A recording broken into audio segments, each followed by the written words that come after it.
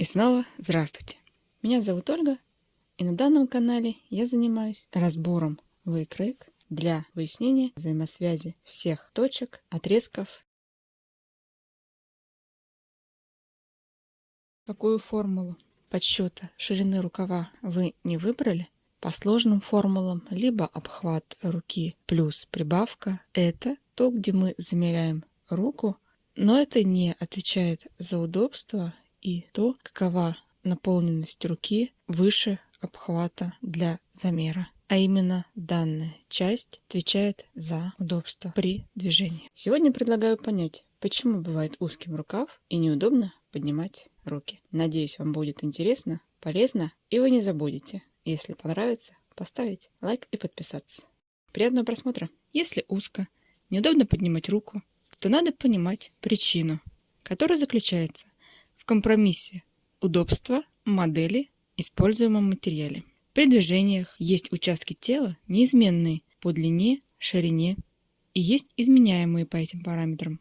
Участки, сохраняющие длину и ширину, могут быть по любому стилю закрыты материалом. А вот изменчивые участки при недостатке материала во время движения требуют компенсировать недостаток материалом соседних участков. Например, если есть свобода по ширине спины и груди, получится плечи отвести вперед, назад. А вот при отведении в сторону руки или поднятии ее вверх на линии проймы, проходящей через подмышки, где рука соединяется с телом, вместе точки соприкосновения появляется дополнительное расстояние по телу.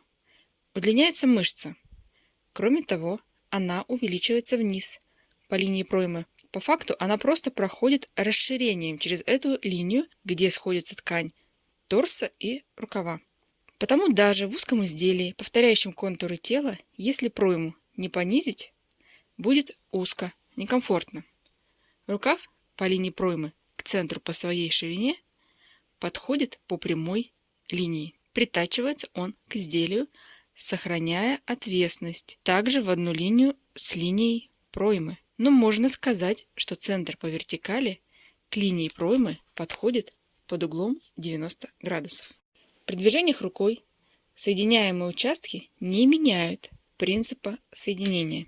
Если ширину изделия сложить на участки глубины проймы с шириной рукава, то это будет максимальная ширина, на которую можно отвести руку. При движениях изменяется положение руки, потому в теории к вертикалям проймы надо добавить ширину участка по телу от пересечения вертикали и горизонтали проймы по этой горизонтальной линии по руке. В теории это участок рукава без участка внутренней поверхности рукава.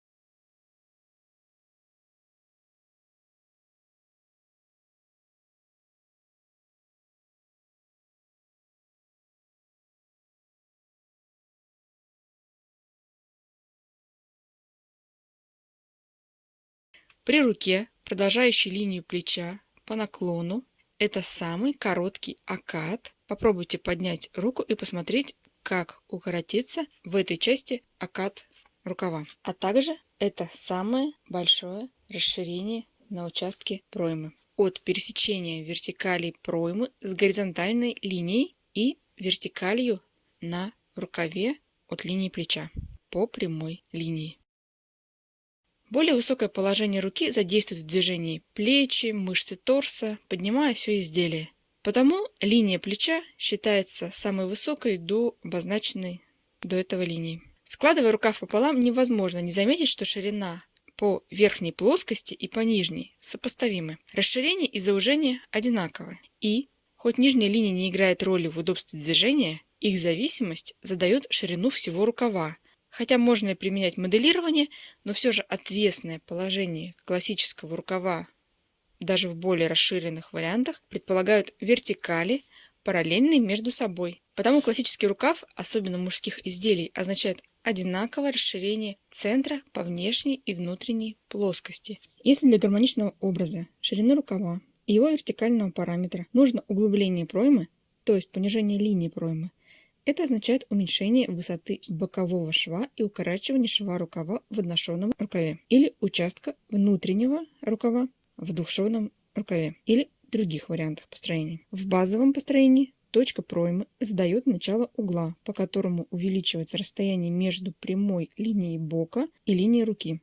Как для любого угла, чем дальше от вершины, тем больше расстояние между обозначенными линиями. Таким образом, понижение проймы в изделии и соединение с рукавом задает новую вершину, делая угол уже, в то время как по телу ничего не меняется. Уменьшение угла в изделии укорочением длин не дает отвести руку от тела на полное возможное расстояние. Потому расширение по линии проймы не сыграет роли, если слишком углублено в изделии основание проймы без достаточного расширения самого изделия. Чем шире изделие и рукав, тем больше возможность двигать рукой внутри ткани за счет свободы. Но это уже ближе к очень расширенным образом. Или будет постоянное вздергивание изделия вверх. Единственным вариантом, когда изделие является узким, рукав также узкий, пройма на максимально приближенном к естественному положению и остается комфортная возможность движений, это изделия из очень эластичных материалов, которые своим растяжением компенсируют изменения мышц во время движений. Надеюсь, данная информация станет еще одним фрагментом в пазле вашей успешной выкройки, построенной с пониманием, без зазубривания. До новых скорых встреч!